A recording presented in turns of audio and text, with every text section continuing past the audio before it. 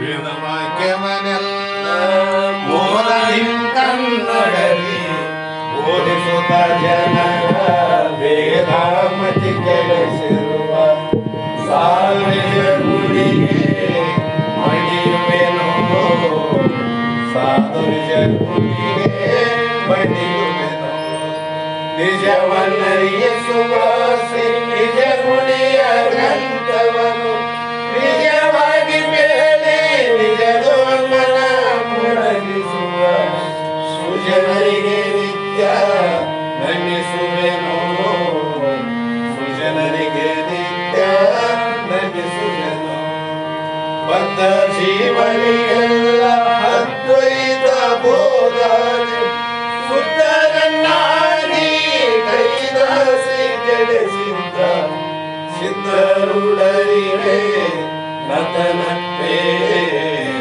ಸಿದ್ಧರುಡರಿಗೆ ನತನಪ್ಪೇ ಬಾಳ ಬಲವೇದಾಂತ ಕೇಸರಿ ಬಾಳ ಗಜ್ಜನೆ ಕೇಳ್ಮತನಕ ಬಾಳ ಕೂಗುತ್ತ ನಿರ್ಪವೇ ಶಾಸ್ತ್ರವೆಂಬುವ ನದಿಗಳು ಬಾಳ ಶಕ್ತಿಯ ಸುವಗರ್ಜನೆ ಬಾಳ ಕೇಳಿದ ಬಳಿಕ ಬಾಳ ಕೇಳಲು ಬೇಕು ವೇದಾಂತೆಂಬ ಶಾಸ್ತ್ರವನ್ನು.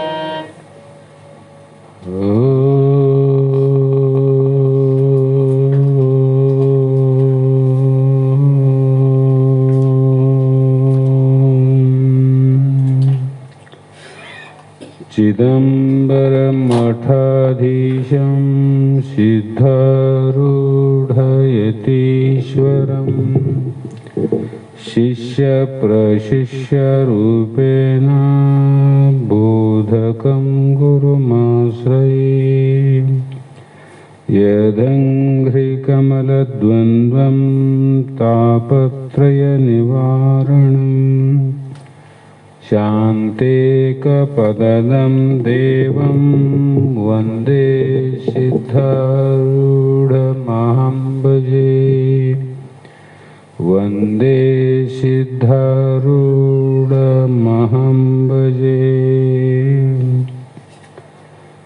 सिद्धसद्गुरुपादाब्जं जननी जनकस्ततः तत्तोपदेशकर्तारं नत्वा भक्तिपुरस्वरं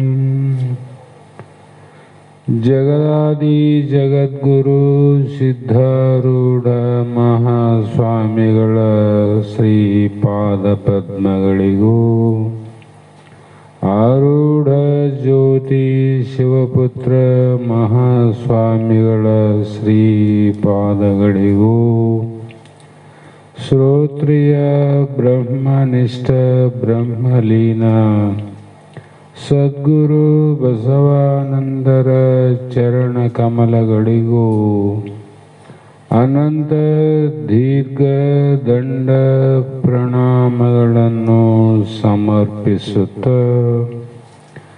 ಸದ್ಗುರು ಸಿದ್ಧಲಿಂಗಪ್ಪ ತಾತ ಕಪಗಲ್ ಇವರನ್ನು ಮನದೋಡು ಸ್ಮರಿಸಿಕೊಳ್ಳುತ್ತ ತಮ್ಮೆಲ್ಲರಿಗೂ ವಂದಿಸುತ್ತ ಈ ದಿನ ಶ್ರೀಮನ್ ನಿಜಗುಣ ಯೋಗಿಗಳು ರಚಿಸಿದಂಥ ಪರಮ ಅನುಭವ ಬೋಧೆ ಎನ್ನುವ ಗ್ರಂಥದ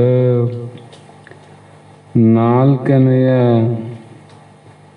ಸಂಧಿಯ 7ನೆಯ ಸೂತ್ರ ಇಂದಿನ ಆಧಾರದ ವಿಷಯವಾಗಿದ್ದು, ಇಲ್ಲಿವರೆಗೂ ಯಾವ ನಮ್ಮ ನಿಮ್ಮೆಲ್ಲರ ಸತ್ಯವಾದ ನಿತ್ಯವಾದ ಅಚ್ಚಳಿಯದ ಜನನ ಮರಣರಹಿತವಾದಂಥ ಆತ್ಮಸ್ವರೂಪದ ಲಕ್ಷಣವನ್ನು ನಮಗೂ ನಿಮಗೂ ಹೇಳ್ತಾ ಬಂದು ಅದೇ ನೀನಂತ ತಿಳಿದು ಅನ್ಯವಾದವುಗಳನ್ನು ಅದರಿಂದ ಬೇರ್ಪಡಿಸಿ ಅನುಭವವನ್ನು ಮಾಡು ಅಂತ ಹೇಳಿದರು. ಹೀಗೆ ಈ ಒಂದು ಅಜ್ಞಾನದಿಂದ ಇವೆಲ್ಲ ಏನು ತೋರ್ತವ ನಮಗೆ, ನಾನಲ್ಲದ ಅಥವಾ ತಾನಲ್ಲದ ತನ್ನದಲ್ಲದ ದೇಹವನ್ನ ತಾನು ತನ್ನದು ಎಂದು ತಿಳಿಯುವುದು ದೊಡ್ಡ ಅಜ್ಞಾನ.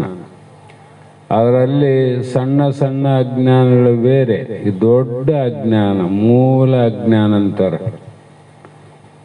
ಈ ಅಜ್ಞಾನ ಯಾವಾಗ ಹೋಗ್ತದ ಅಂತ ಬಹಳ ವಿಚಾರವನ್ನು ಮಾಡಿ ತಲೆ ಕೆಡಿಸಿಕೊಂಡು ಗಡ್ಡ ಮೀಸೆಯನ್ನು ಬಿಟ್ಟು ಅಡ್ಡದಾರಿಯನ್ನು ಹಿಡಿದು ಗುಡ್ಡ ಗವಿಯನ್ನ ನೀನು ಸೇರಲಿಕ್ಕೆ ಹೋಗಬೇಡ.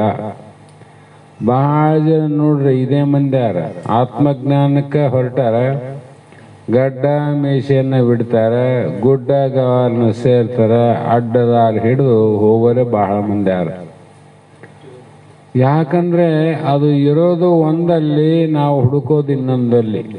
ಅದಕ್ಕೆ ಮಹಾತ್ಮ ಹೇಳ್ತಾರೆ, ನೋಡು ಮರವೇ ಪಿಂಗಿದೊಡೆ ಆತ್ಮವಿದ್ಯೆಯಿಂದ ಅಖಿಳವ ಅರಿವ ಸದಾದಿ ರೂಪನು ತಾನೇ ಅಂತ ಇಲ್ಲಿ ಹೇಳ್ತಾರೆ. ಏನು ಪಿಂಗಿದೊಡೆ ಅಂತ ಹೇಳಿದರೆ ನಾಶವಾದೊಡೆ. ಏನು ನಾಶ ಆಗಬೇಕು? ಶರೀರ ನಾಶ ಆದರೆ ನಿನಗೆ ಮೋಕ್ಷ ಆಗೋದಿಲ್ಲ. ಶರೀರ ಬಹಳ ಬಲಿತು ಅಂದರೆ ಅದು ಮೋಕ್ಷ ಆಗೋದಿಲ್ಲ.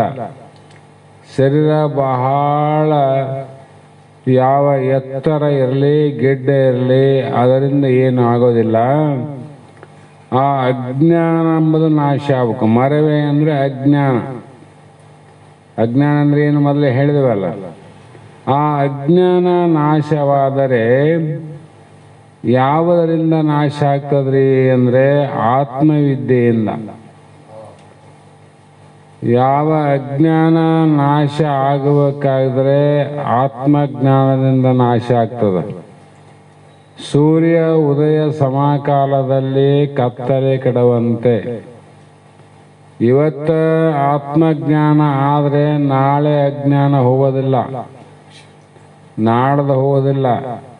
ನೀನು ಯಾವಾಗ ಆತ್ಮಜ್ಞಾನ ಆಯಿತು ಆ ಕ್ಷಣದಲ್ಲಿ ಕತ್ತಲೆ ಹೋದಂಗೆ ನಿನ್ನ ಅಜ್ಞಾನ ಎಲ್ಲ ನಾಶ ಆಯ್ತು. ನೋಡ್ರಿ, ಇದು ಭಾಳ ದೊಡ್ಡದಪ್ಪ, ಇದು ಯಾವಾಗ ಹೋಗ್ತದೆ ಏನು ಕತ್ತಲೆ ಯಾವಾಗ ಹೋಗ್ತದೆ?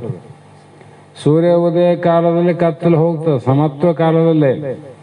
ಹಾಗಾಗಿ ಅದರಿಂದ ಪ್ರತ್ಯೇಗಾತ್ಮ ಸ್ವರೂಪ ಜ್ಞಾನದಿಂದ ಇದು ಏನಾಗ್ತದ? ಎಲ್ಲವೂ ನಿವೃತ್ತಿ ಆಗ್ತದೆ. ಏನು ನಿವೃತ್ತಿ? ಈ ಯಾವ ಅಸತ್ತು ದೃಶ್ಯ ಅಖಂಡವಾಗಿ ಖಂಡಿತವಾಗಿ ಇರುವಂತ ಅನೃತವಾಗಿ ತೋರುವಂತ ಈ ಮಾಯಾ ಲಕ್ಷಣದ ಜಗತ್ತದಲ್ಲ. ಈ ಜಗತ್ತು ಕಾಣ್ತದ, ನಮಗೂ ಕಾಣ್ತದ, ನಿಮಗೂ ಕಾಣ್ತದ. ಈ ಸತ್ಯ ಅದೇನು? ದೇಹ ಅಸತ್ಯ ಅದ. ಮತ್ತೆ ನಿತ್ಯ ಅದೇನು? ಅನಿತ್ಯ ಅದ. ಯಾಕಂದ್ರೆ ಯಾವಾಗ ಇದು ಕೈ ಕೊಟ್ಟು ಹೋಗ್ತದೆ ಗೊತ್ತಿಲ್ಲ. ಅನಿತ್ಯ ಅಲ್ಲ ಅಂದ್ರೇನು?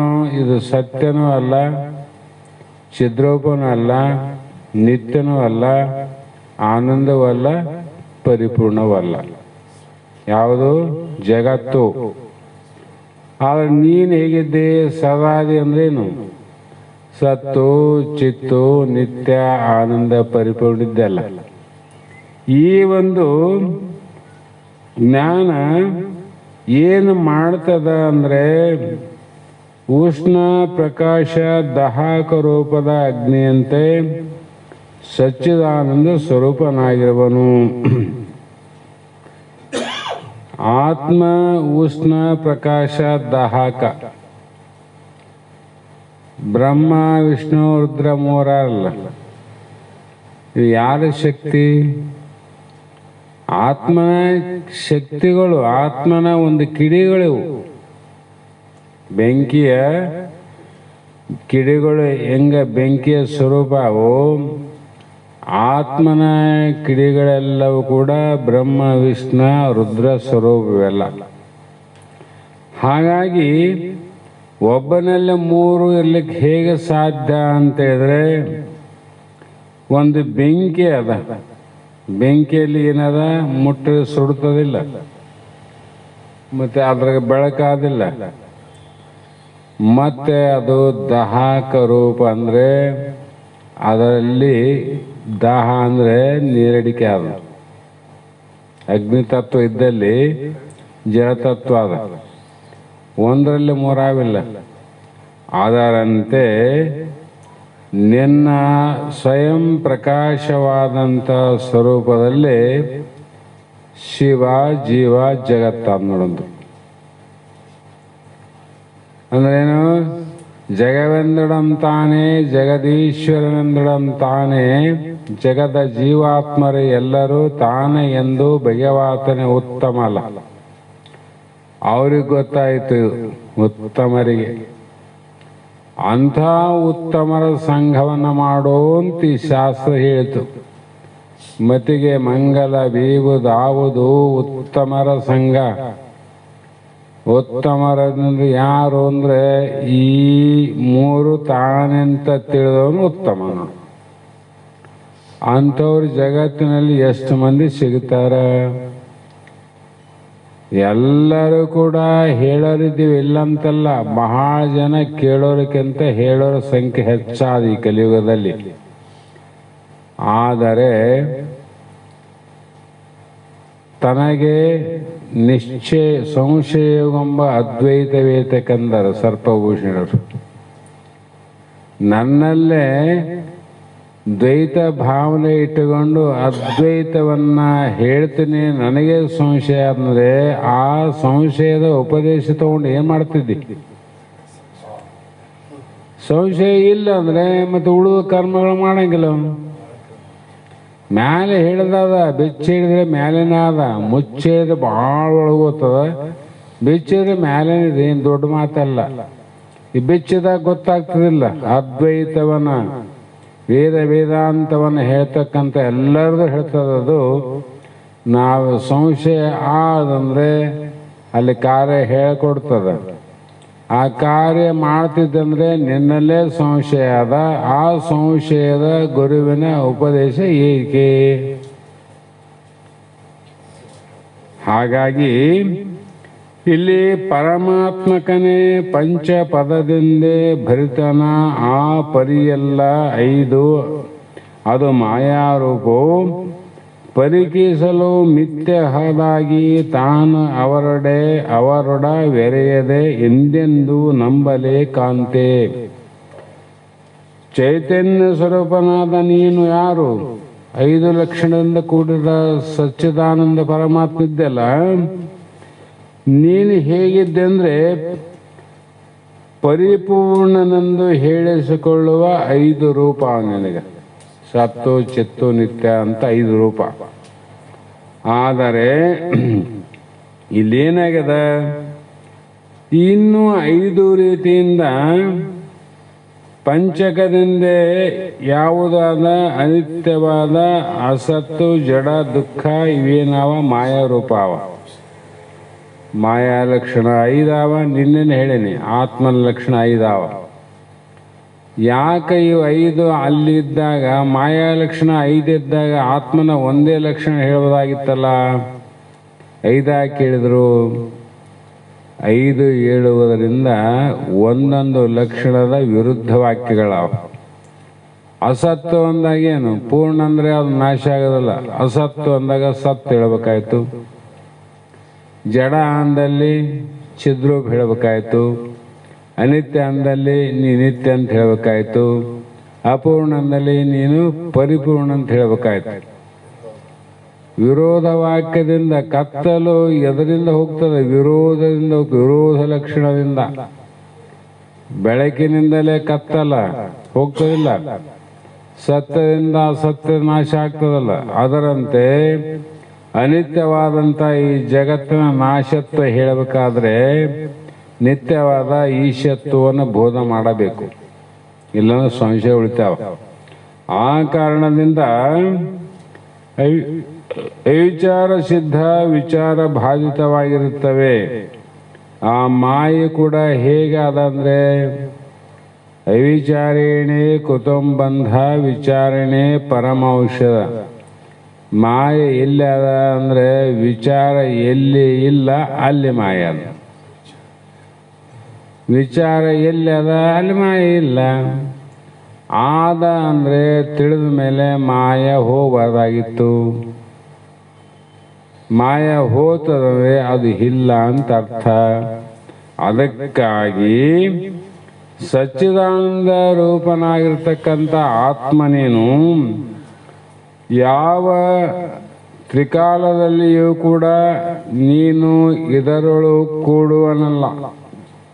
ಅದರಲ್ಲಿ ದೇಹದಲ್ಲಿ ನೀನು ಕೂಡುವನೇ ಅಲ್ಲ. ನಾವು ಎಷ್ಟು ಕೂಡಿವಿ ಅಂದರೆ ವಿಚಿತ್ರವಾಗಿ ಕೂಡಿವಿ.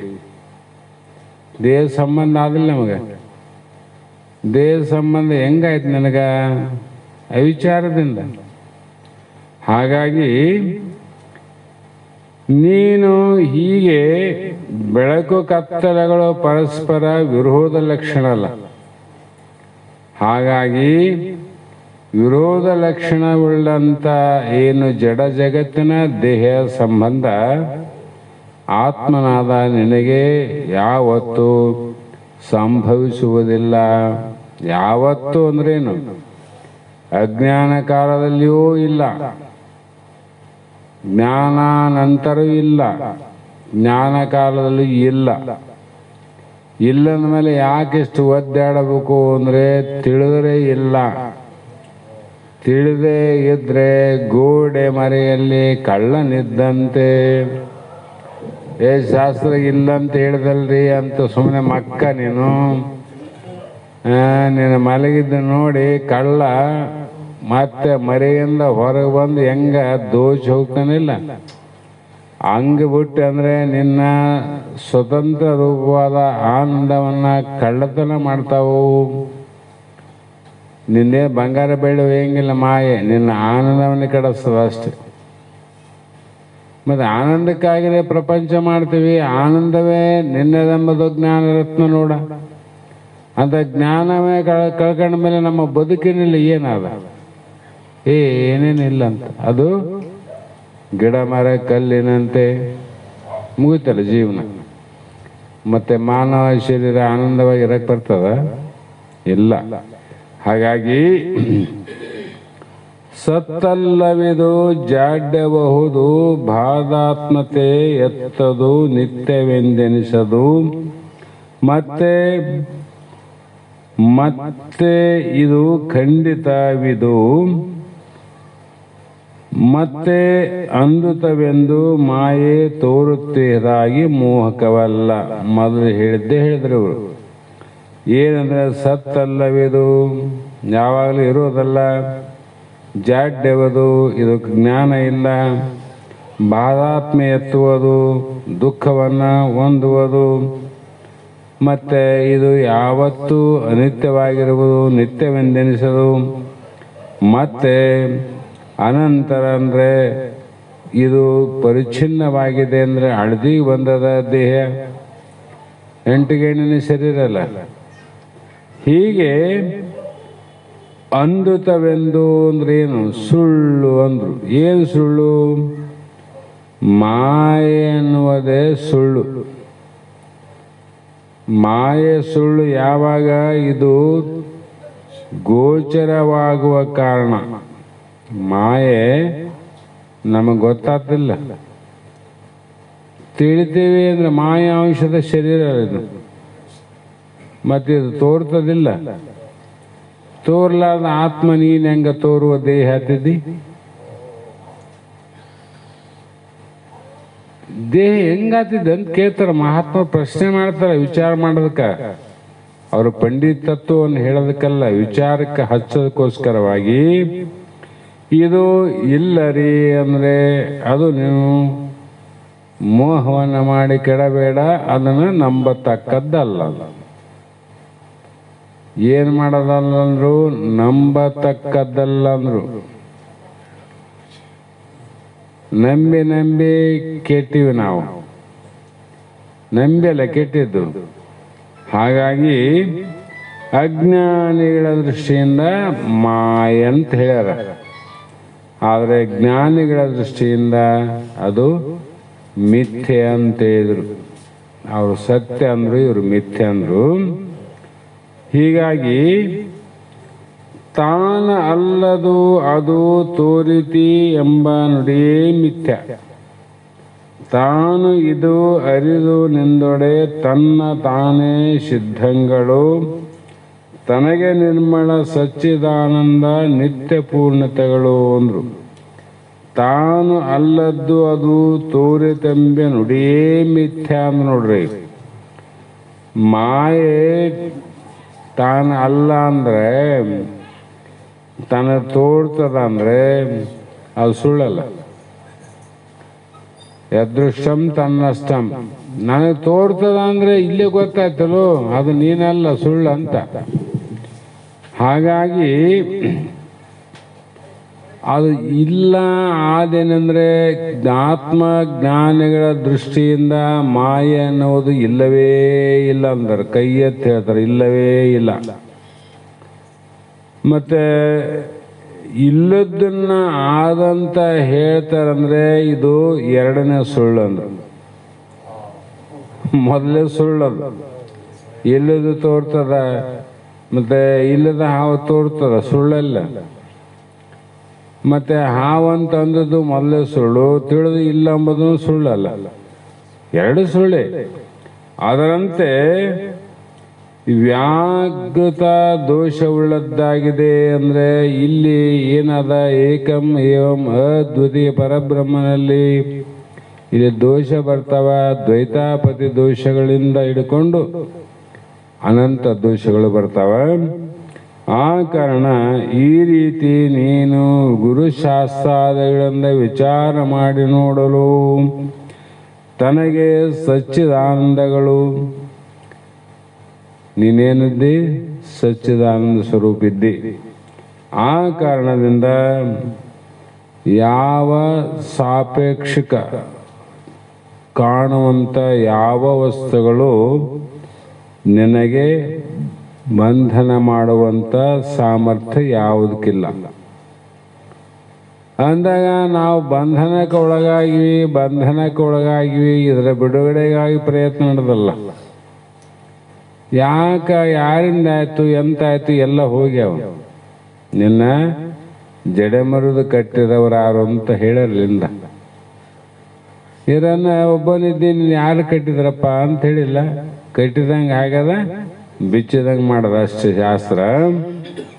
ಈ ರೀತಿ ಆತ್ಮನ ಸ್ವರೂಪ ಭೂತಗಳಾಗಿರುತ್ತವೆ ಎಂಬ ಭಾವವು, ಇವೇನವ 5 ಲಕ್ಷಣಗಳು ಆತ್ಮನ ಸ್ವರೂಪಗಳೇ. ಸತ್ತು ಬೇರೆಲ್ಲ, ಚಿತ್ತು ಬೇರೆಲ್ಲ. ಸಚ್ಚಿದಾನಂದ ಸ್ವರೂಪ ಆತ್ಮನ ಲಕ್ಷಣಗಳಂತೀವಿ. ಆತ್ಮನೇ ಅವು, ಅವೇ ಆತ್ಮ, ಬ್ಯಾರೆ ಏನಲ್ಲ. ಇಲ್ಲದ ಚಿನ್ಮಯನಲ್ಲದೆ, ಸುಖರೂಪನಲ್ಲದೆ, ನಿತ್ಯವಲ್ಲದೆ, ಯುಹುವಲ್ಲದೆ, ಅಂಗನೆ ಬೇರೊಂದು ಭಾವನೆಯಲ್ಲಿ ಸರ್ವಜ್ಞತೆ ಘಟಿಸದು. ಇಲ್ಲದ ಅಂದ್ರೇನು? ಸದ್ರೂಪವಲ್ಲದ ಮತ್ತು ಚಿನ್ಮಯನಲ್ಲದೆ, ಜ್ಞಾನ ಸ್ವರೂಪನಾಗದೆ. ಅಲ್ಲಿ ಚಿದ್ರೂಪಂದಾಗ ಏನು ಜ್ಞಾನ ಅಂತ ಹೇಳ್ಯಾರ, ಸದ್ರೂಪಂದಲ್ಲಿ ಇರೋದಂತ ಹೇಳ್ಯಾರ. ಇದು ಸದ್ರೂಪನಲ್ಲ ಮತ್ತು ಚಿದ್ರೂಪನಲ್ಲ ಅಂದ್ರೆ ಅಸತ್ಯ, ಜಡ ಅಂತ ಅರ್ಥ ಆಯ್ತಲ್ಲ. ಮತ್ತು ಸುಖರೂಪನಲ್ಲದೆ, ಸುಖ ಅಲ್ಲ ಅಂತಂದ್ರೆ ದುಃಖದಿಂದ ಕೂಡ.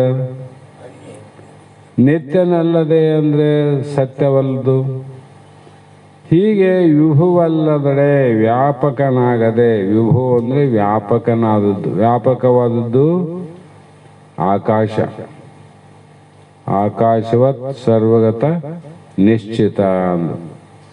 ಹಾಗೆ ಹೇ ಸ್ತ್ರೀಯೇ, ಬೇರೊಂದು ಭಾವನೆಯಲ್ಲಿ ಮತ್ತೊಂದು ಯಾವುದರಲ್ಲಿಯೂ ಎಲ್ಲವನ್ನ ಅರಿಯುವ ತನವು ಘಟಿಸದು, ಸಂಭವಿಸೋದಿಲ್ಲ ಅಂದ್ರು. ಅದು ಅರಿವುಳ್ಳದ್ದಾಗಿದೆ. ಉಳಿದೆಲ್ಲವೂ ಮರೆವುಗಳಿಂದ ಕೂಡ್ಯಾವ. ಮರೆವೆ ಒಮ್ಮೊಮ್ಮೆ ಕೈ ಮರಿವಾತದ ಏನು ಹಿಡಿಯಕ್ಕೋ ಏನು ಹಿಡಿತದ, ಕಾಲಿಗೆ ಮರೆವಾಗ್ತದ ಏನೋ ಎಗರಕ್ಕೋ ಎಲ್ಲೇ ಬಿದ್ದು ಹೋಗ್ತದ, ಕಣ್ಣಿಗೆ ಮರೆವಾಗ್ತದ ಏನೋ ನೋಡಿ ಏನೋ ಹೇಳ್ತದ, ಕಿವಿಗೆ ಮರೆವಾಗ್ತದ ಏನೋ ಕೇಳಿ ಏನೋ ಕೇಳಿದಾಗ ಮಾಡ್ತದ. ಇವೆಲ್ಲ ನಮ್ಮೆಲ್ಲ ಅನುಭವಕ್ಕೆ ಆಗಲ್ಲ. ಆದರೆ ನೀನು ಮಾತ್ರ ಇವು ಇಂದ್ರಿಯಾದಿಗಳ ಧರ್ಮಗಳೇ ವಿನಃ ಆತ್ಮನ ಧರ್ಮಗಳಲ್ಲ. ಯಾಕಂದ್ರೆ ಸರ್ವಾಂತರಯಾಮಿ. ಸರ್ವಾಂತರ ಅಂದ್ರೇನು? ಎಲ್ಲ ಜೀವಿಗಳಲ್ಲಿ ಅಂತ ಮೊದಲೇ.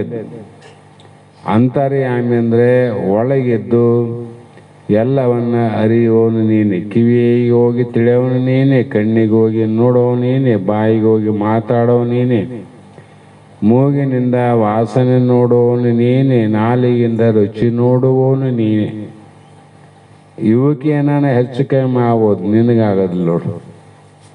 ಹಾಗಾಗಿ ಇಲ್ಲಿ ಇಲ್ಲವನಿಗೆ ತೋರ್ಕೆ ಘಟಿಪುದೇ ಚಿನ್ಮಯ ನಲ್ಲದೊಡೆ ಅರಿವನೇ ಸುಖಮೂರ್ತಿ ಅಲ್ಲದವನು ಸರ್ವ ವಿಷಯಕ್ಕೆ ಹಿತನೇ ಸಂಪುಲ್ಲ ಪಂಕಜ ಅರುಹು ಸನ್ನಿಹ ನೇತ್ರೇ ಅಂದ್ರು. ಸಂಪುಲ್ಲ ಅಂದ್ರೆ ಯಾವ ಪಂಕುರ, ಕಮಲಕ್ಕ ಪಂಕುರ ಅಂತಾರ. ಸಂಪುಲ್ ಅಂದ್ರೆ ಚೆನ್ನಾಗಿ ಹೂ ಬಿಚ್ಚಿದಾಗ, ಮುದುಡಿದಾಗಲ್ಲ, ಅರಳುವ ಸಂದರ್ಭದಲ್ಲ, ಮಧ್ಯಕಾಲದಲ್ಲಿ ಪೂರ್ತಿ ಬಿಚ್ಚಿರ್ತದೆ. ಅಂತ ಹೂವಿನ ಸಮಾನವಾದಂಥ ಕಣ್ಣುಗಳುಳ್ಳ ಮೈತ್ರಾದೇವಿ ಇಲ್ಲದನಿಗೆ ಅಂದ್ರೆ ಅಸತ್ತು. ಅಸತ್ತನೇನು ಇಲ್ಲ ಅಂತ. ಆತ್ಮನು ತಾನು ಇಲ್ಲದಿದ್ದರೆ ನಾನು ನಾನೆಂದು ತೋರುತ್ತಿದ್ದೇನೆ. ನೀನೇ ಇಲ್ಲಂದ್ರೆ ಇದು ನಾನು, ಇದು ನಾನು, ಇದು ನಾನು, ಇದು ನಾನು ಅಂತ ಹೆಂಗಂತ? ನೀನು ಇದ್ದೆ ಅಂತ ಇದು ನಾನು ನಿಂದೆ ಹೇಳಿಕಂತಿದ್ದಿ, ಮತ್ ಬೇರೆ ಏನಿಲ್ಲ, ನಿಂದೆ ಹೇಳ್ತಿದ್ದಿ. ಆದ್ರೆ ಗೊತ್ತಿಲ್ಲ ನಿನಗೆ. ಆ ಕಾರಣದಿಂದ ಎಲ್ಲ ಕಡೆ ಇದ್ದೇನೆ ಇದ್ದೇನೆ ಇದ್ದೇನೆ ಅಂತ ಏನು ಹೇಳ್ತದ ಅದು ನಿನ್ನ ಲಕ್ಷಣವೇ ಅದರಲ್ಲಿ ತೋರಿ ಹೇಳುತ್ತದೆ ವಿನ ನೀನು ಇಲ್ಲದೆ ಇದ್ರೆ ಅದಂಗೆ ಹೇಳ್ತಿದ್ದಿ. ನಾನಂಬುದಾದಲ್ಲ, ನಂದು ಮನೆ, ನಂದು ಹೊಲ, ನನ್ನ ಮಗ, ನನ್ನ ಮಗಳು, ಇವೆಲ್ಲ ಬೇರೆ ಬೇರೆ ಅವ. ಎಲ್ಲದರಲ್ಲಿ ನಂದು ಅಂಬದ ನೋಡ್ರಿ. ಮಗ ನಂದು, ಅಲ್ಲಿ ನಂದಂಬುದು ಶಾಶ್ವತ. ಅದು ಯಾಕೆ ಶಾಶ್ವತ? ಅದು ತ್ರಿಕಾಲ ಇರ್ತದೆ. ಹುಟ್ಟಿದ ಮೇಲೆ ನಂದು ಮಗ ಅಂತೀವಿ, ಅವನು ಸತ್ನ ಅಂತ ಇಟ್ಕೋ. ನನ್ನ ಮಗ ಸತ್ ಅಂತೀವಿ, ನಾನಂತ ಬಿಟ್ಟಿಲ್ಲ ನೋಡು. ಅಂದ್ರೆ ನೀನು ಹಂಗೆ ಇರೋನಂತ. ಅದರಂತೆ ಎಲ್ಲವೂ ಹುಟ್ಟಿ ತೋರಿ ನಾಶವಾದರೂ ಕೂಡ ಎಲ್ಲದರಲ್ಲಿ ನಿನ್ನ ಸ್ವರೂಪ ಲಕ್ಷಣ ಇರುವುದರಿಂದ ನೀನು ಚಿನ್ಮಯನಾಗದೆ ಹೋಗಿದ್ದರೆ ಈ ಘಟಪಟಾದಿ ವಸ್ತುಗಳನ್ನು ನೀನು ತಿಳಿಲಿಕ್ಕೆ ಬರ್ತಿದ್ದಿಲ್ಲ. ತಿಳಿಯುವ ಜ್ಞಾನ ಅದ ನಿನಗೆ. ಅದಕ್ಕೆ ಅರಿತದ್ದು ಮರೆತದ್ದು ಎರಡನ್ನ ನೀ ತಿಳಿತಿದ್ದಿಲ್ಲ. ಕಿವಿ ಕೇಳ್ಯದ, ಅದೇ ಕೇಳಿದ್ದನ್ನು ಮರ್ತದ. ಅವಾಗ ಕೇಳಿದಂಗಾಯ್ತಪ್ಪ, ಈಗ ಮರ್ತಂಗಾಯ್ತು ಅಂತಿದ್ದೆ. ಅಂದ್ರೆ ಅದು ಕೇಳದ, ಅದು ಮರ್ತದ. ನಿನಗೆ ಮಾತ್ರ ನೆನಪಾದಿಲ್ಲ, ನಿನಗೆ ಹೋಗಿಲ್ಲ. ಅದಕ್ಕಾಗಿ ನೀನು ಎರಡನ್ನ ತಿಳಿತಿದ್ದಿ, ಅದಕ್ಕೆ ನೀನು ಇದ್ದಿ. ಇವು ಕೇಳಿದವು ಮಾಡಿದವು, ಕೇಳಿದವು ಬಿಟ್ಟು ಹೋದವು, ನಿನಗೆ ಗೊತ್ತಂದ ನೋಡು. ಕೇಳಿತ್ತು ಮರ್ತೋಯ್ತಂತ ಸಾಕ್ಷಿದ್ದಿ. ಅದಕ್ಕೆ ಇಲ್ಲಿ ಅಹಂಕಾರದಿಂದ ದೇಹ ಇಂದ್ರಿಯಾದಿ ಅರಿತಿದ್ದಿಲ್ಲ. ದೇಹ ಇಂದ್ರಿಯಾದಿಗಳನ್ನ, ಪ್ರಾಣಾದಿಗಳನ್ನ, ಮನ ಬುದ್ಧಿ ಚಿತ್ತ ಅಹಂಕಾರಗಳನ್ನ ಅರಿಯುವುದರಿಂದ ನೀನೇನಾಗಿದ್ದಿ ಅಂದ್ರೆ ಜ್ಞಾನ ಸ್ವರೂಪನೇ ಇದ್ದಿ. ತಿಳಿತಿದ್ದನ್ನು ಜ್ಞಾನ ಆದ ನಿನ್ನಲ್ಲಿ. ಅದಕ್ಕಾಗಿ ನಿತ್ಯನಲ್ಲದ ಅನಿತ್ಯವನರಿಯನು ನಿತ್ಯನಲ್ಲದೆ ತೋರಲರಿಯನು ಅತ್ಯರ್ಥವಾಗಿ ಪೂರ್ಣನಿಗೆ ಇಲ್ಲದ ಇಂತಿದು ಸತ್ಯ ಆತ್ಮಂಗೆ ದುಪದ ಸಿದ್ಧಿ ಅಂತ ಇಲ್ಲಿ ಮುಂದೊಂದು ಮಾತನ್ನು ಹೇಳ್ತಾರೆ. ನೀನು ನಿತ್ಯ ಅಲ್ಲಂದ್ರೆ ನೀನು ನಿತ್ಯ ಅಂದ್ರೇನು, 3 ಕಾಲದಲ್ಲಿ ಇದ್ದವನು ನಿತ್ಯ ಅಂತಾರೆ. ಇಲ್ರಿ ನಾನು ಒಂದೇ ಕಾಲದಲ್ಲಿ ಏನು ವರ್ತಮಾನ ಶರೀರ ಆದ ಇದಷ್ಟೇ ತಿಳಿತೀನಂದ್ರೆ ಬಾಲ್ಯದಲ್ಲಿ ನೆನಪಾಗಬಾರ್ದು ನೋಡು. ಬಾಲ್ಯದಲ್ಲಿ ಆಟ ಪಾಠ ಏನೇನು ಆಗಿ ಹೋಗಿಲ್ಲ. ಆ ಬಾಲ್ಯತ್ವ ಈಗಿಲ್ಲ, ಯೌವನ ಬಂದದ. ಆದ್ರೆ ಬಾಲ್ಯದಲ್ಲಿ ಏನು ಮಾಡಿದ್ದಿ ಅದು ನೆನಪಾದ. ಅಂದ್ರೆ ಅವಾಗೂ ನೀನು ಇದ್ದಿ. ಅವಾಗ ನೀ ಶರೀರ ಈಗಿಲ್ಲ. ಅವಾಗ ಏನು ಮಾಡಿದ ಜ್ಞಾನ ಆದಲ್ಲ ನಿನಗೆ, ಅಂದ್ರೆ ಅವಾಗಿದ್ದೆ ಅಂತ ಅರ್ಥ. ಈಗ ಯೌವನದಲ್ಲಿ ಏನು ವರ್ತಮಾನ ಅದ ಇದನ್ನು ತಿಳ್ಕ ಅಂತಂದು ಇದ್ದಿ, ಮತ್ತು ಮುಂದಿನ ತಿಳ್ತಿದ್ದಿ.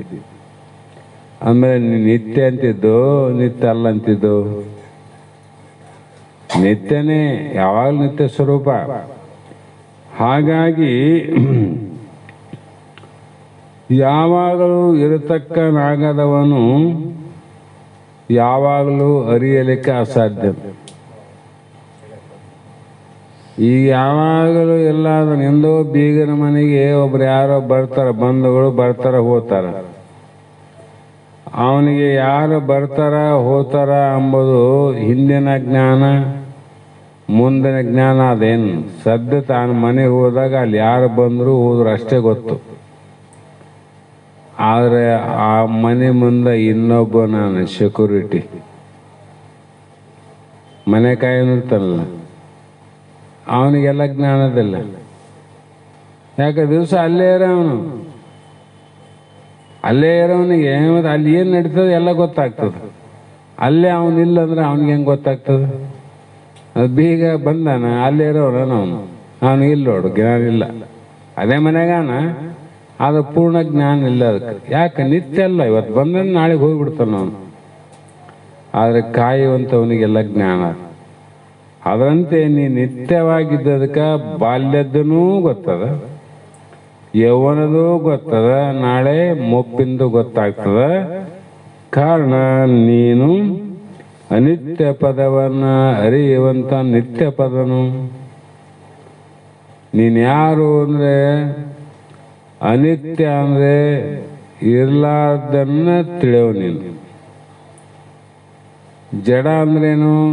ಜ್ಞಾನ ಯಾವುದಕ್ಕೆಲ್ಲ ಅದನ್ನ ತಿಳಿಯೋ ನೀನು. ಯಾವುದು ದುಃಖದಿಂದ ಕೂಡ್ಯದ ಅದನ್ನು ತಿಳಿಯೋ ನೀನು. ದುಃಖ ನೀ ತಿಳಿತಿದ್ದಂದ್ರೆ ದುಃಖ ನೀನು ಆತಿದ್ದೇನು? ಆತಿದ್ದೇನಿಲ್ಲಲ್ಲ. ಆನಂದವನ್ನು ತಿಳಿತಿದ್ದೆ ಅಂದ್ರೆ ಆನಂದ ನೀನು ಆತ್ತೇನು?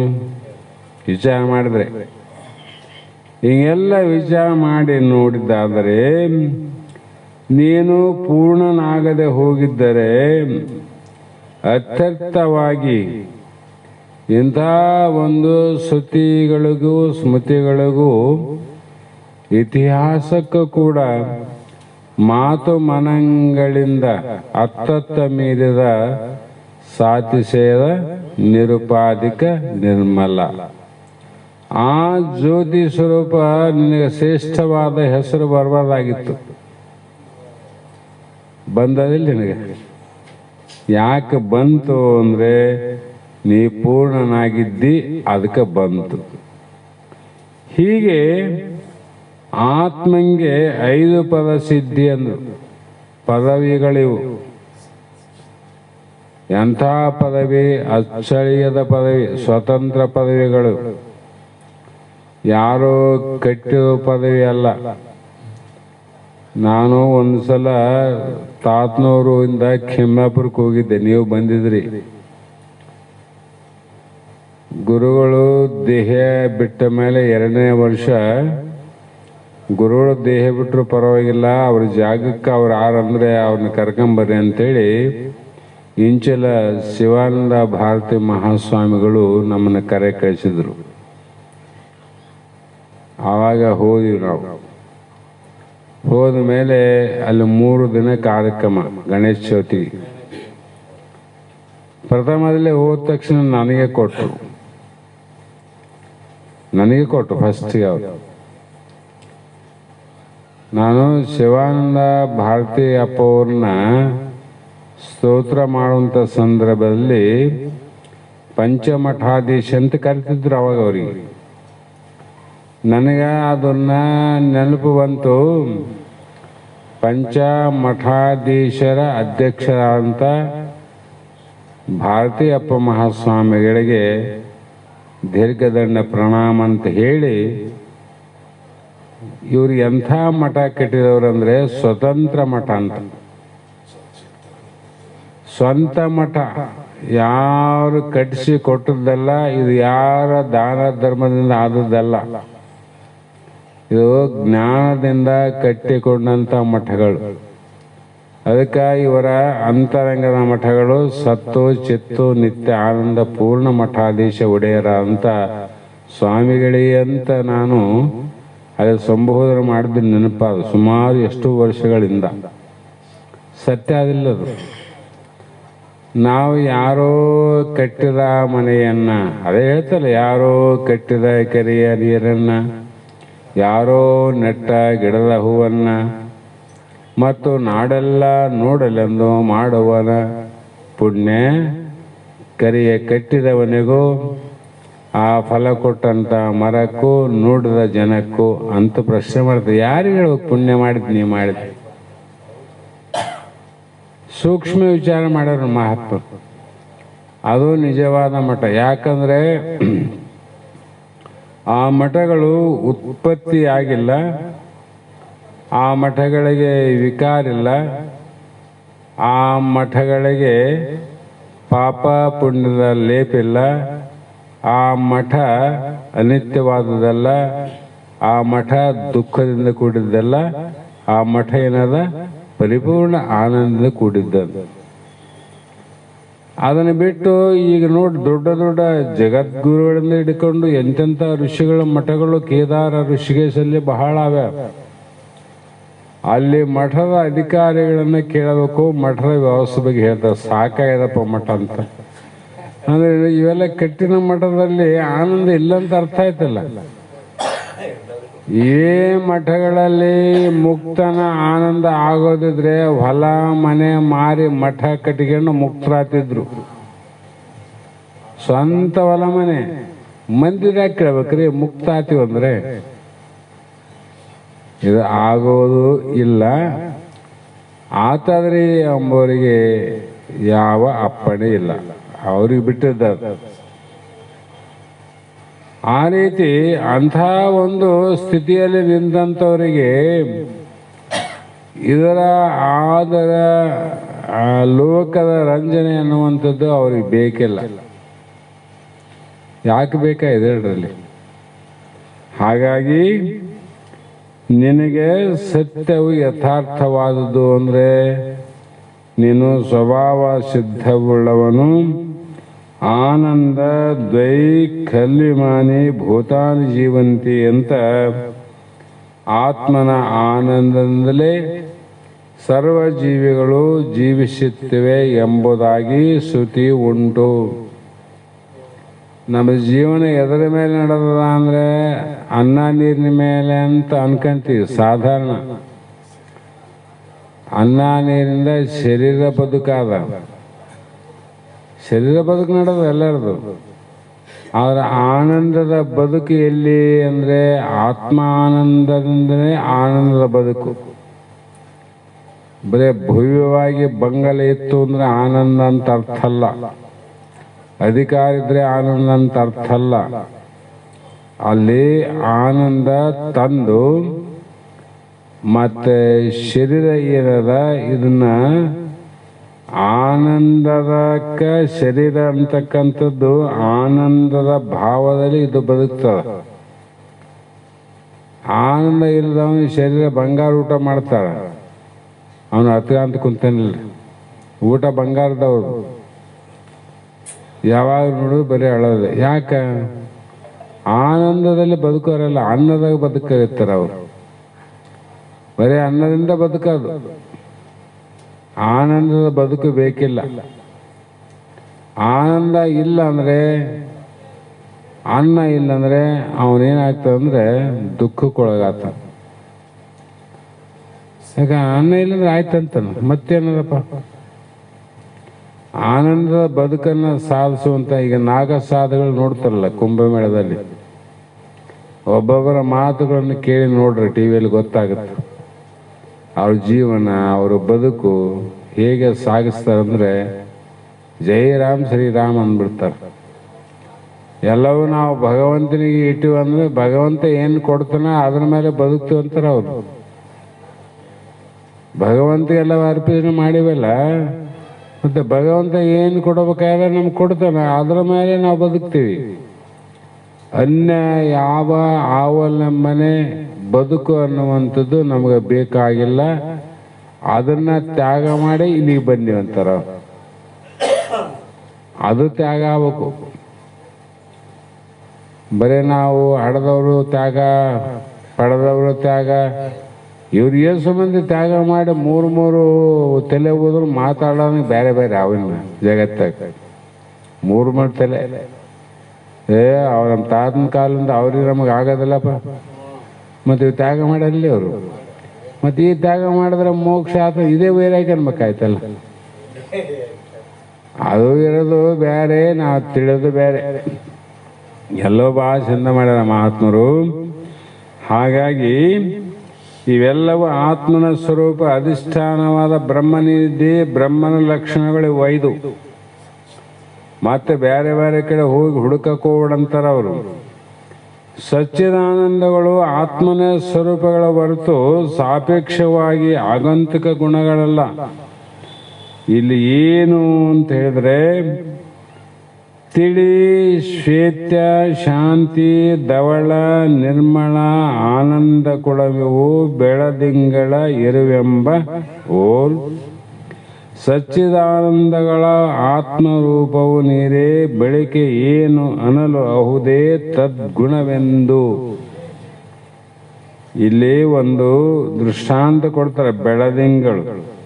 ಹೇ ಮೈತ್ರ, ನೀ ತಿಳಿ, ಶ್ವೇತ ಅಂದ್ರೆ ತಂಪು, ಕಾಂತಿ ಅಂದ್ರೆ ಪ್ರಕಾಶ, ಧವಳ ಅಂದ್ರೆ ಶುಭ್ರವಾಗಿ ಬೆಳ್ಳಗಿರ್ತಾವ, ನಿರ್ಮಳ ಅಂದ್ರೆ ಅತ್ಯಂತ ಸ್ವಚ್ಛತೆಯಿಂದ ಕೂಡಿದ್ದು, ಮತ್ತೆ ಅದನ್ನು ನೋಡಿದ್ರೆ ಆನಂದ ಅಂದ್ರೆ ಸಂತೋಷ ಆಗ್ತದ.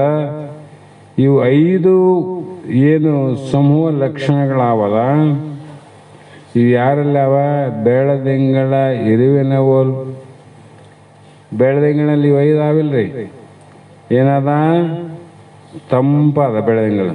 ಏನು ತಂಪು ಇಟ್ಟದಪ್ಪ ಅಂತೀವಿ. ಮತ್ತೆ ಬೆಳಕಾದ ಬೆಳದಿಂಗಳು ಬೆಳಕಪ್ಪ ಅಂತೀವಿ. ಧವಳ ಅಂದರೆ ಶುಭ್ರ ಅದ ಮತ್ತು ಸ್ವಚ್ಛ ಅದ, ಅದು ಆನಂದ ಆದಿಲ್ಲ. ಇವು ಬೇರೆ ಬೇರೆ ಬೆಳದಿಂಗಳ ಬೇರೆ ಬೇರೆ ಗುಣಗಳನ್ನು, ಇವು 5 ಕೂಡಿನೇ ಆ ಬೆಳದಿಂಗಳ ಗುಣಗಳು ಅಂತ. ಅದರಂತೆ ಇಲ್ಲಿ ಸಚ್ಚಿದಾನಂದಗಳ ಆತ್ಮರೂಪ, ಈ ಸತ್ತು ಚಿತ್ತು ನಿತ್ಯ ಆನಂದ ಪರಿಪೂರ್ಣ ಬೇರೆ ಬೇರೆ ಅಲ್ಲ, 5 ಕೂಡನೇ ಅದು ಬ್ರಹ್ಮಂದಂತ. 5 ಕೂಡನೇ ನಿಮ್ಮ ಸ್ವರೂಪ, ನೀನು ಬೇರೆ ಬೇರೆ ತಿಳ್ಕೋಬೇಡ ಅಂತ. ಹಾಗೆ ಅನೇಕ ಮಂದಿಗಳು ಅನೇಕ ರೀತಿ ಒಂದೇ ಹೇಳ್ಬೋದಲ್ರಿ ಅಂದ್ರೆ, 5 ಲಕ್ಷಣ ವೇದಾಂತಗಳು ಯಾಕೆ ಹೇಳಿದ್ರು ಅಂದ್ರೆ, ಆತ್ಮಜ್ಞಾನದ ವಿಚಾರದಲ್ಲಿ ಚಾರ್ವಾಕರು ಮೊದಲುಗೊಂಡು ಷಣ್ಮತದವರು ಒಂದೊಂದು ಲಕ್ಷಣಕ್ಕೆ ಆತ್ಮ ಅಂತ ಹೇಳ್ಕೊಂತ ಬಂದರು. ಶರೀರವೇ ಆತ್ಮಂದ್ರು, ಇಂದ್ರಿಯಗಳೇ ಆತ್ಮಂದ್ರು, ಮನಸ್ಸೇ ಆತ್ಮಂದ್ರು, ಬುದ್ಧಿಯೇ ಆತ್ಮಂದ್ರು. ಹೀಗೆ ಅನೇಕ ಜನರು ಅನೇಕ ಪ್ರಕಾರ ಆತ್ಮನ ಲಕ್ಷಣವಂತ ಹೇಳ್ಕೊಂಡ್ ಬಂದಾರ. ಇವು ಸುಳ್ಳು. ಯಾಕಂದ್ರೆ ದೇಹವೇ ಆತ್ಮ, ಮರಣವೇ ಮೋಕ್ಷ ಅಂತ ಯಾರು ಚಾರ್ವಾಕರು ಹೇಳ್ಯಾರಲ್ಲ. ಮತ್ತೆ ದೇಹವೇ ಆತ್ಮ ಅಂತ ಚಾರ್ವಾಕರ ಲಕ್ಷಣವನ್ನ ನಾವು ನಂಬಿದರೆ ಆತ್ಮಾವೃತ್ತಿ ದೋಷ ಬರ್ತದೆ. ಶರೀರ ಆತ್ಮ ಅಂದ್ರೆ ಮತ್ತೆ ಏನು ಅರ್ಥ ಆಯ್ತು? ಇದು ಹುಟ್ಟಿದಂತ ಅರ್ಥ ಆಯ್ತಲ್ಲ ಆತ್ಮ. ಆತ್ಮ ಹುಟ್ಟಿದಂದ್ರೇನ ಅವನು ವಿಕಾರ ಆಗ್ತಾರಂತ ಅರ್ಥ ಆಯ್ತು. ವಿಕಾರಕ್ಕೊಳಗಾದದ್ದು ನಾಶ ಅಂತ ಅರ್ಥ ಆಯ್ತು. ಮತ್ತೆ ಏನು ಇಲ್ಲಿ ಮಂಡನೆ ಮಾಡಿದಂಗಾಯ್ತು? ಅನಿತ್ಯವನ್ನ ಮಂಡನೆ ಮಾಡಿದ್ರು ನೋಡಿ, ಸುಳ್ಳು ಹೇಳ್ಬಿಟ್ರು.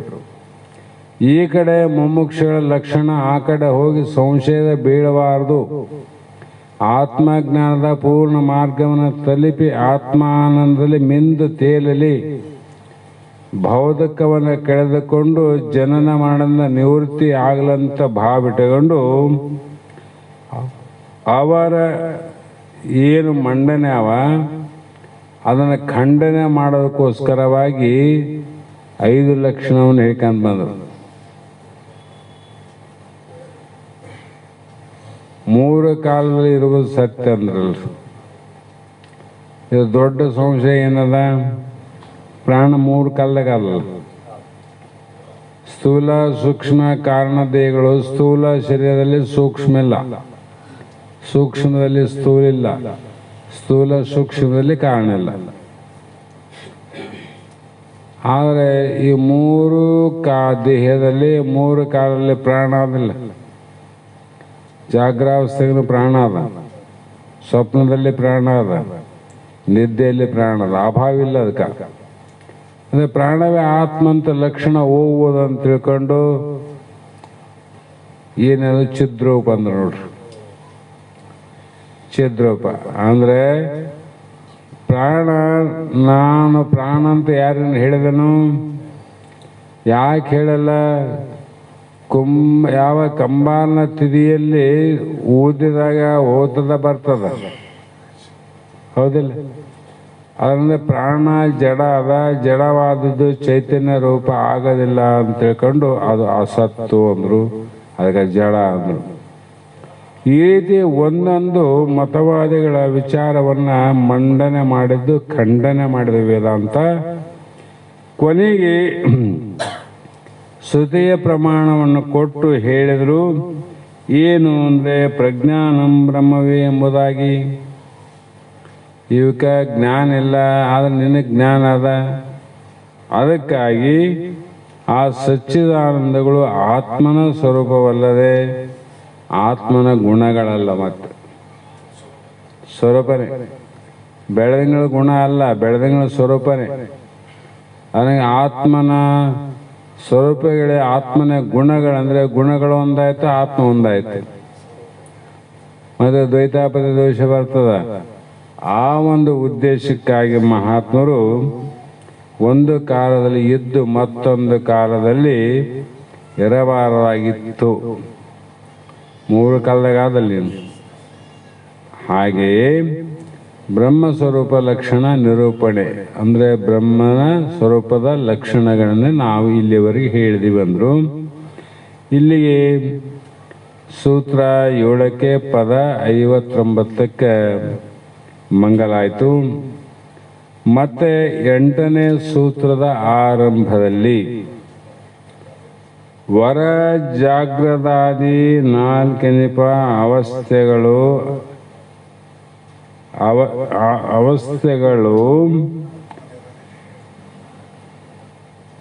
ಅವಸ್ಥೆಗಳು ಇರವೇ ತೂರ್ಯಾತೀತ, ಆತ್ಮನ ಇರವೇ ತೂರ್ಯಾತೀತ, ಅದು ನೋಡಂದ್ರು. ಇದು ಎಷ್ಟು ಜಟಿಲ ಅಂದ್ರೆ, ಒಂದು ಸಲ ನಾವು ಮಧ್ಯಾಹ್ನ 1-1:30 ಆಗಿತ್ತು. ತಾತ ಮಲಗಿದ್ದ, ನಾನು ಇಲ್ಲೇ ಮಲಗಿದ್ದೆ.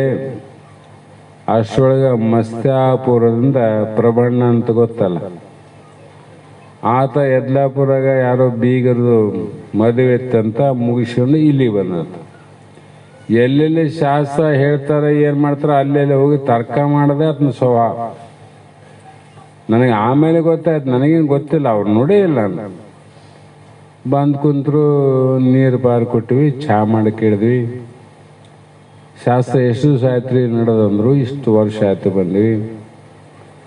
ಮತ್ತು ಇವು ಜಾಗ್ರ, ಸ್ವಪ್ನ, ಸುಸುಪ್ತಿ, ವರಜಾಗ್ರ ಅಂತ ಹೇಳ್ತಾರಲ್ಲ,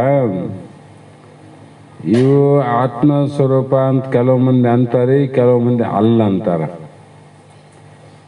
ಮತ್ತು ಇದಕ್ಕೆ ನೀವು ಶಾಸ್ತ್ರ ಕೇಳಿರಿ, ಮತ್ತು ನಿಮ್ಗೆ ಹೆಂಗೆ ಅನಿಸ್ತಂದ್ರು. ನಾನು ಹೇಳಿದ್ದವ್ರಿಗೆ ನೋಡಪ್ಪ, ನಾವು ಕೇಳೋರು ಕೇಳಿ ನಿಜವಾದ ಆತ್ಮನ ಅವಸ್ಥೆ ಯಾವುದು ಅಂದರೆ ಪಂಚಾವಸ್ಥೆಯಲ್ಲಿ ತೂರ್ಯಾತೀತ ಏನದ ಅದು ಅಂತ ಗುರುಗಳು ಹೇಳ್ಯಾರ, ಶಾಸ್ತ್ರಗಾದ. ಮತ್ತು ಯಾರ್ಯಾರು ಏನೇನು ಅಂದರೆ ಅದ್ರ ಬಗ್ಗೆ ನಮಗೇನು ಪಕ್ಕ ಗೊತ್ತಿಲ್ಲ. ಶಾಸ್ತ್ರ ಮತ್ತು ನಿಶ್ಚಯ ಅಂದೆ. ತೂರ್ಯಾತೀತ ಅದು ನೋಡು ಆತ್ಮನೆರವು. ಅದ ಎಲ್ಲಿರ್ತಾನೆ 5 ಮನೆ ಯಾವ ಅಂತ ಇಟ್ಕೋ, 5 ಊರಾಗ 5 ಮನೆ ಅವ. ಯಾವಾಗಲೇ ಆಗಿರ್ತಾರಂಬಂದ್ರೆ ಇಂಥ ಊರಾಗಿರ್ತಾನೆ ಅಂತ ಅರ್ಥ ಅಲ್ಲ. ಇನ್ನು ಆದ್ರೆ ಅಲ್ಲಿರೋರಲ್ಲ ಅಂತ ಅರ್ಥ ಹೇಳ್ಕೊಡ್ತಾರಲ್ಲ. ಅಷ್ಟನ್ನದಾಗ ಏನು ಗೊತ್ತಾಗಿಲ್ಲ. ಗುರುಗಳು ಎದ್ದೇ ಬಿಟ್ರು. ನಾವು ಮಾತಾಡೋ ಶಬ್ದಕ್ಕೆ ಎದ್ರೂ ಗೊತ್ತಿಲ್ಲ. ಎದ್ದು ಯಾರು ತಮ್ಮ ಇವ್ರಂದ್ರು, ಹಿಂಗಪ್ಪ ಮಸ್ತಾಪುರು ಇತ್ತ ಪ್ರಮಾಣ. ಮಸ್ತಾಪುರದಾಗ ನಮ್ಗೆ ಗೊತ್ತು, ನಮ್ಮ ಗುರುಗಳು ಬಂದಾಗ ನಾವು ಅಲ್ಲೇ ಉಪದೇಶಿಸ್ತಾ ಇದ್ವಿ ತಮ್ಮ ಮಸ್ತಾಪುರದಾಗ. ಅವ್ರು ಯಾರೋ ಪ್ರಮಾಣ ಅಂತಿದ್ದ, ಅವ್ರ ಮನೆಯಾಗ ನೋಡು ನಾವು ತಗೊಂಡ್ದಂದ ಅದನ್ನೇ ಪ್ರಮಾಣ. ಆವಾಗ ಏನೋ ಮಾತಾಡ್ದಂಗೆ ಆಯ್ತಲ್ಲ ತಮ್ಮಂದ. ಏನಿಲ್ತಾತ ಹಿಂಗ ವೃತ್ತಿ ಅವಸ್ಥೆಗಳಲ್ಲಿ 4ರಲ್ಲಿ ವೃತ್ತಿ ಇರ್ತದೋ ಇರಂಗಿಲ್ಲೋ ಅಂತ ಕೆಲವು ಮಂದಿ ಇರ್ತದಂತಾರ, ಕೆಲವು ಮಂದಿ ಇರಂಗಿಲ್ಲ ಅಂತಾರ. ಅದಕ್ಕೆ ನೀವೇನಂತೀರಿ ಅಂತ ನಮ್ಮನ್ನು ಕೇಳಿದ ಅಂದೆ. ನೀವೇನಂದೆ ತಮ್ಮ ಅಂದರೆ ತೂರ್ಯಾತೀತ ಅದು ನೋಡಂತ ಶಾಸ್ತ್ರ ಹೇಳಿದ್ದೆ, ಇದನ್ನ ಕೇಳಿವಂತ ನಾ ಹೇಳಿತ್ತಂದ. ಏನಂದ ಅದಕ್ಕಂದ ಇರತ್ತದ ಅದೇ ನಡೆದಂದೆ ತೆಗಿ ಗ್ರಂಥ ಅಂದ್ರು. ಪರಮಾನುಭವಬೋದೆ 4ನೇ ಸಂಧಿ 8ನೇ ಸೂತ್ರ ತೆಗಂದ್ರ ಅವ್ರು. ಇದೇ ನೋಡು ಸೂತ್ರ. ಇದನ್ನ ಅದು ತೋರ್ಸಂತ, ಅದು ತೋರ್ಸು. ಅಲ್ಲೇನು ಬರ್ತದ, ವರ ಜಾಗ್ರದಾದಿ 4 ನಿಪ ಬರೀ ಅವಸ್ಥೆಗಳವು. ಆದ್ರೆ ಆತ್ಮನ ಇರುವೆ ತೂರ್ಯಾತೀತ ಅದನ್ನು ನೋಡು ಅಂತ ಹೇಳಿದ್ಮೇಲೆ ಇದಕ್ಕೆ ಏನಂತಿದ್ದೆ ಅಂದ. ಇಲ್ರಿ ಅವ್ರ ಅಲ್ಲಲ್ಲ ಬಿಡು, ಅವ್ರ ಹಂಗಲ್ಲಿ ನೀನು ಹಿಂಗಲ್ಲಿ. ಈಗ ಏನಂತಿದ್ದೆ ಅದು ಹೇಳೋಗಂದ್ರು. ಇದಕ್ಕೇನಂತಿದ್ದೆ ಈಗ ಸದ್ಯ? ಸುಮ್ಮನೆ ಅದು ನೋಡ್ರಿ, ಸುಮ್ಮನೆ ಚಹಾ ಕೊಡು ಬರ್ತೀವಿ ಅಂತ ನಮಸ್ಕಾರ ಮಾಡಿ ಹೋದ. ಅವು ಎಷ್ಟು ಜ್ಞಾನ ಹಿಡಿದ್ರು ಬಸವಂತಂದ್ರೆ ನೋಡ್ತಮ್ಮ, ಅಜ್ಞಾನಿಗಳು ಬಾಯಿ ಮಾಡಿದಂಗೆ ಆಧಾರ ಇಲ್ಲದೆ ಪ್ರಮಾಣ ಇಲ್ಲದೆ ನೀವು ಹೇಳಕ್ಕೆ ಹೋಗ್ಬೇಡ್ರಿ. ಬೇಕಾದ ಸಭೆ ಇರಲಿ, ದೇವದ ಸಭೆ ಇರಲಿ, ಆಧಾರ ಕೊಟ್ಟು ಹೇಳಕ್ಕೆ ಯಾರ ಅಪ್ಪಣೆ ಬೇಕಾಗಿಲ್ಲ ಅಂತಿತ್ತು. ಆಧಾರ ಕೊಟ್ಟು ಹೇಳ್ರಿ, ನೀವು ಕಡೆಗೆ ಆಗ್ಬಿಡ್ತೀರಿ. ಯಾರನ್ನ ಏನ್ರಿ ಇದು ಹೆಂಗ ಅಂತ ಕೇಳಿದ್ರೆ ಇಲ್ಲಿ ಯಾವ್ದು ನೋಡಿ ನಾನು ಹೇಳೇನಿ, ಹೇಳಿದಾಗ ತಪ್ಪಾದಂದ್ರೆ ಕ್ಷಮೆ, ತಪ್ಪು ಹೇಳೇನಂದ್ರೆ ನೀನು ಹೆಂಗೆ ಹೇಳ್ತ ಹೇಳಪ್ಪ, ಅದನ್ನೇ ನೀನು ಹೆಂಗೆ ಹೇಳ್ತಿದ್ದೆ. ತೂರಾತೀತ ಅದು ನೋಡಂದಾರ, ಈಗ ಅಲ್ಲಂತ ಹೇಳ್ತಾರೆ, ನೀನು ಹೇಳು. ಹಿಂಗ ಚದಾಮೃತ ತಮ್ಮ ಹೇಳೋರು ಆಧಾರ ಕೊಟ್ಟು ಹೇಳಬೇಕು ಅಂತಿದ್ದ. ದೊಡ್ಡ ಸಭೆಯಲ್ಲಿ, ಸಣ್ಣ ಸಭೆಯಲ್ಲಿ ನಡೀತದ. ದೊಡ್ಡ ದೊಡ್ಡ ಪಂದ್ಯ ಇಟ್ಟು ಮೊನ್ನೆ ಸ್ಥಿತಪ್ರಜ್ಞ ರಕ್ಷಣೆ ಇಟ್ಟಿದ್ರು ಹುಬ್ಬಳ್ಳಿಯಲ್ಲಿ. ಅದೇನು ಮಹಾಮಾ ಪಂಡಿತರ ಕೊನೆ ಅಂತದದು, ಸಾಮಾನ್ಯ ಅಲ್ಲ ಅದು. ಅದರಲ್ಲಿ ರಾಯದುರ್ಗ ಸಕ್ರಪ್ಪನ ಮಹಾಸ್ವಾಮಿಗಳ ಒಂದು ಸೂತ್ರವನ್ನ ಹೇಳಿದ್ರು ನೋಡಿ ಎಲ್ಲರಿಗೆ. ಇದ್ರಾಗ ಹೇಳ್ಯಾರ ಹಿಂಗಂತ. ಯಾರು ನಮ್ಮನ್ನು ಮಾತಾಡ್ತಾರೆ? ಎಲ್ಲಿ ಹೇಳಿದಾಗ ಇಂಥದ್ರಾಗ ಹೇಳ್ಯವಂತ ಅಲ್ಲೇ ಹೇಳ್ಯವಲ್ಲ, ಬೇಕಾದ್ರೆ ನೋಡ್ಕೇರಿ. ಇಲ್ಲ ಅಂದಾಗ ಹಂಗೆ ಹಿಡಿದು ಕೇಳ್ರಿ, ಇಲ್ಲ ಅದ್ರಾಗ ಅಂತಂದ್ರೆ ಹಂಗೆ ಹಿಡಿದು ಕೇಳ್ರಿ. ನೀ ಕೇಳಿಲ್ಲ?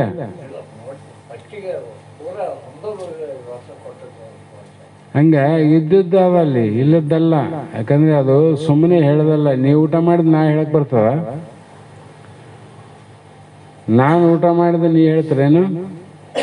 ಹಂಗ ಒಬ್ಬ ಸ್ಥಿತಪ್ರಜ್ಞನಿಗೆ ಆದಂತ ಆನಂದ ನೀನ್ ಹೆಂಗೆ ಹೇಳ್ತಿದ್ದೆ? ಯಾರು ಅನುಭವಿಸಿದ್ರೆ ಅವರೇ ಹೇಳ್ತಕ್ಕಂಥ ಮಾತದ್ದು. ಮತ್ತೆ ಇನ್ನೊಬ್ಬರು ಹೇಳ್ತೀವಿ ಅಂದ್ರೆ ಹೇಳೋದನ್ನು ನಿಂದಿರ್ಬೇಕಂತ ಅರ್ಥ. ಶಾಸ್ತ್ರವಾಸನೆ ಹೋಗ್ಬೇಕಂತ ಹೇಳಿನದ್ರ. ಹೀಗೆ ಇಲ್ಲಿ ವರ ಜಾಗ್ರದಾದಿ ಶ್ರೇಷ್ಠವಾದ ಜಾಗ್ರತೆ ಮೊದಲಾಗಿ ಸಕಲ ಜೀವಿಗಳಿಗೆ ಅವರವರ ಕರ್ಮ ಅನುಸಾರವಾಗಿ ಪ್ರಾಪ್ತವಾಗುವಂಥವು ಮೂರು ಅವಸ್ಥೆ: ಜಾಗ್ರ, ಸ್ವಪ್ನ, ಸುಷುಪ್ತಿ ಅಂತ ಇಲ್ಲಿ ಹೇಳೋದಿಲ್ಲ. ಸಕಲ ಜೀವಿ ಅಂತ ಹೇಳ್ಯಾರ. ಮಾನವನಿಗೆ ಮೂರು ಅವಸ್ಥೆ ಅಂದ್ರೆ ಸಕಲ ಅಂದ್ರೆ ಮತ್ತೆ ಎಡವಟ್ಟು ಆಗ್ತದೆ. ಅದು ತಕ್ಕಂಡು ಹಾಕಿಬೇಕು ಮುಂದೆ. ಹಾಗಾಗಿ ಇಲ್ಲಿ ಜಾಗ್ರ, ಸ್ವಪ್ನ, ಸುಷುಪ್ತಿ, ತೂರೆಗಳೆಂಬ 4 ಅವಸ್ಥೆಗಳು. ಇವು ತೂರ್ಯಾತೀತವೆಂಬುವ 5ನೇ ಅವಸ್ಥೆ. ಇವು 4 ಅವಸ್ಥೆ. ಇಲ್ಲಿ ಭಾವ ಅದನ್ನ ಜೀವಭಾವ, ಅಲ್ಲೇನದ ಏಕೋಭಾವ 5ನೇ ಅವಸ್ಥೆ. ಅದು ಆತ್ಮನ ಸ್ವರೂಪ. ಅದು ನೋಡು, ಅದು ಹೇಳಕ್ ಬರಲ್ಲ, ಅದು ಆತ್ಮನ ಸ್ವರೂಪ. ಹಾಗಾಗಿ ವಿವೇಕದಿಂದ ಜನ್ಯವಾದಂಥ ಉಕ್ತ ಅವಸ್ಥೆಗಳಿಗೆ ವಿಲಕ್ಷಣಗಳಾದಂಥ ವರ ಜಾಗೃತ್ ಸ್ವಪ್ನಗಳನ್ನು ಹೇಳ್ತಾರೆ. ಇವು ಪ್ರಯತ್ನದಿಂದ ಪಡೆದು, ಇವು ಕರ್ಮದ ಅವಸ್ಥೆಗಳು ಬೇರೆ. ಪ್ರಯತ್ನದ ಅವಸ್ಥೆ ವರಜಾಗ್ರ, ವರ ಸ್ವಪ್ನ, ವರ ಸುಷುಪ್ತಿ, ತೂರ್ಯಾತೀತ. ಇವುಗಳಲ್ಲಿ ಜಾಗೃತ, ಸ್ವಪ್ನ, ಸುಪ್ತಿ, ತೂರೆಗಳೆಂಬ 4 ಅವಸ್ಥೆಗಳು ವೃತ್ತಾತ್ಮಕಗಳಾಗಿರುವುದರಿಂದ ಅನಿತ್ಯ ಆಗಿವೆ. ಇಲ್ಲಿ ವೃತ್ತಿ ಇರ್ತದ, ಹೇಳೋದು ಕೇಳೋದು ಹೌದು ಅಲ್ಲ ಎಲ್ಲ ವೃತ್ತಿ ಉಂಟು. ಆದರೆ 5ರಲ್ಲಿ ಆತ್ಮನ ಸ್ವರೂಪವಾಗಿರೋದ್ರಿಂದ ಇಲ್ಲಿ ಅದನ್ನು ಮುಂದೆ ಹೇಗೆ ಅಂತ ವಿಸ್ತಾರವಾಗಿ ಹೇಳ್ತಾರೆ. ಆತ್ಮನಿಗಿಂತ ಬೇರೆದ್ದೇ ಹೇಳಕ್ ಬರ್ತದೆ. ಪುಸ್ತಕ ಬೇರೆ ಅಂತ ಪುಸ್ತಕ ಹೇಳ್ತಾನೆ. ಪುಸ್ತಕ ನಾನಾದ್ರೆ ಏನು ಹೇಳ್ತಾನೆ ಹೇಳಕ್ಕೆ ಬರಂಗಿಲ್ಲ. ಈ ಜ್ಞಾನ ಅನ್ನುವಂಥದ್ದು ನಾನೇ ಆದರೆ ಜ್ಞಾನದ ಬಗ್ಗೆ ನನಗೆ ಹೇಳಕ್ ಬರಂಗಿಲ್ಲ. ಹಾಗಾಗಿ ಈ 5 ಅವಸ್ಥೆಗಳು ಲಕ್ಷಣ ಉದ್ದೇಶಗಳು ಹೇಳ್ತಾವೆ. ನಮ್ಮ ಜಾಗ್ರದಲ್ಲಿ ಸ್ವಪ್ನ ಅಜ್ಞಾನ ಅವಸ್ಥೆ ಅವಲ್ಲ, ಅವು ಜ್ಞಾನದ ಅವಸ್ಥೆಗಳವು. ಎಲ್ಲರಿಗೂ ಅವು ಬರಂಗಿಲ್ಲ. ಯಾರು ಪ್ರಯತ್ನ ಸಾಹಸ ಮಾಡ್ತಾರ ಅವ್ರಿಗೆ ಬರ್ತಕ್ಕಂಥ ಅವಸ್ಥೆಗಳು ಅಂತ ಅಲ್ಲಿ ಹೇಳ್ತಾ ಬಂದರು. ಅದಕ್ಕಾಗಿ ಮುಂದೆ ನಾಳೆ 1ನೇ ನುಡಿಯನ್ನು ಆಧಾರವಾಗಿಟ್ಟುಕೊಂಡು ಈ 8ನೆಯ ಸೂತ್ರವನ್ನು ನಾವು ನೀವು ವಿಚಾರವನ್ನು ಮಾಡೋಣ ಅನ್ನುವಂಥ ಮಾತನ್ನು ಹೇಳಿ